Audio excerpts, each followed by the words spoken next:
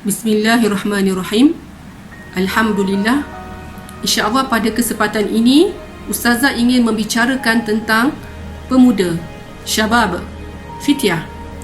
Pentingnya syabab, fityah memanfaatkan zaman muda mereka. Peringkat muda merupakan fasa terkuat manusia pada tubuh badan dan akal.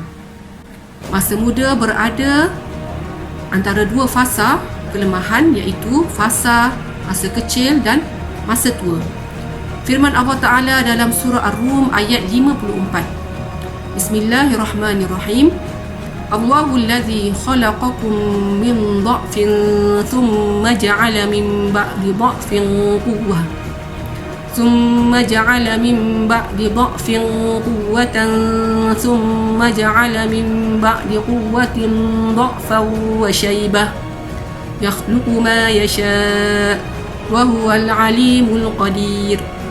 Allah Ta'ala lah yang menjadikan kamu daripada lemah, kemudian selepas menjadikan kamu lemah itu, dia menjadikan kamu kuat. Kemudian selepas menjadikan kamu kuat itu, dia menjadikan kamu lemah dan beruban. Ayat ini menunjukkan tentang masa muda itu berada antara dua fasa kelemahan, iaitu masa kecil dan masa tua.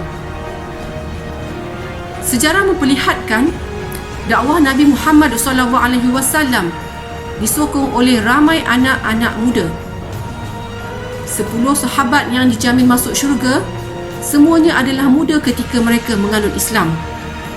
Abu Bakar, Umar, Uthman, Ali, Talha bin Ubaidillah, Zubair bin Awam, Abdul Rahman bin Auf, Sa'ad bin Abi Waqqas, Sa'id bin Zaid, Abu Ubaidah bin Al-Jarrah. Mereka itu 10 pemuda yang dijamin masuk syurga. Kita lihat 3 daripada mereka, iaitu Abu Bakar, Uthman dan Abdul Rahman bin Auf, berumur 30 tahun ketika mereka memeluk Islam, belum berumur 40 tahun. Manakala 7 yang baki belum berumur 30 tahun ketika mereka menganut Islam. Bahkan 5 daripada mereka belum berumur 20 tahun ketika menganut Islam. Kita lihat bahawa dakwah Nabi Muhammad disokong oleh pemuda-pemuda yang kuat dari segi jasad, akal dan fikiran.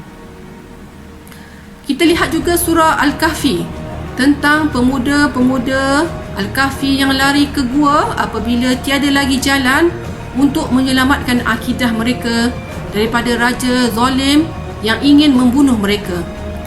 Mereka mengaku keimanan mereka kepada Allah Ta'ala di hadapan raja tersebut sehingga hendak dibunuh.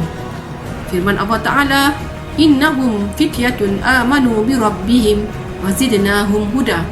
Mereka itulah pemuda-pemuda yang beriman kepada Tuhan mereka dan kami tambah hidayah kepada mereka.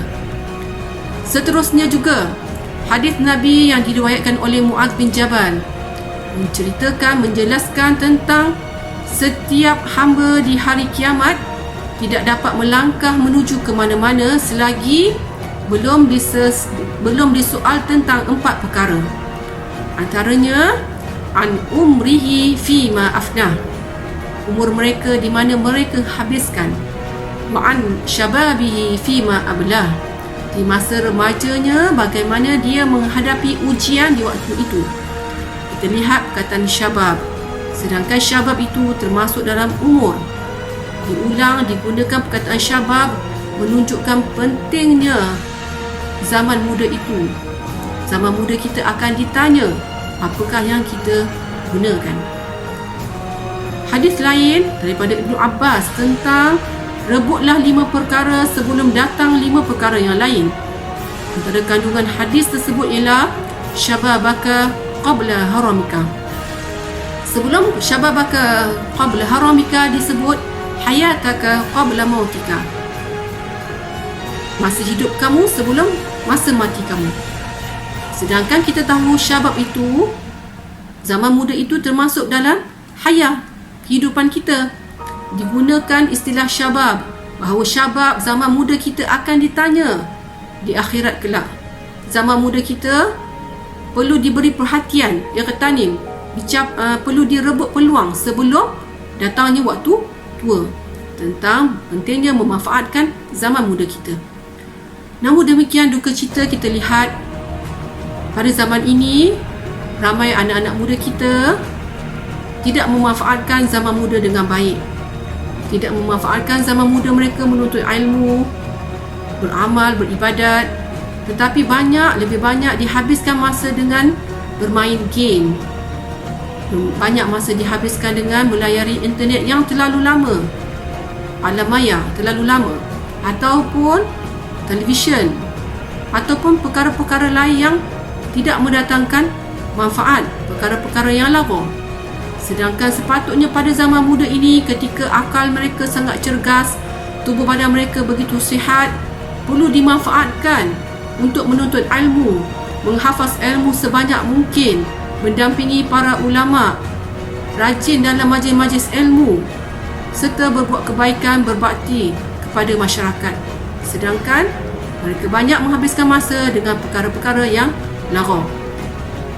Kata-kata Imam Hasan al-Banna, al-wajibat akthar minal awqat. Kewajipan itu lebih banyak daripada masa yang kita ada.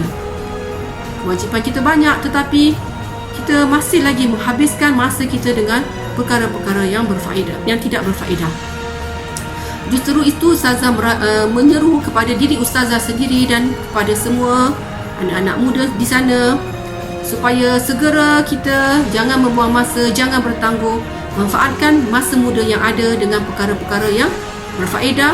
Sebelum datang masa tua kita tidak ada kekuatan, tidak ada keupayaan untuk melaksanakan perkara-perkara yang baik dalam menuntut ilmu, beribadat, menyeru manusia kepada kebaikan sebelum datang ketika waktu tua tersebut ataupun waktu kita sakit.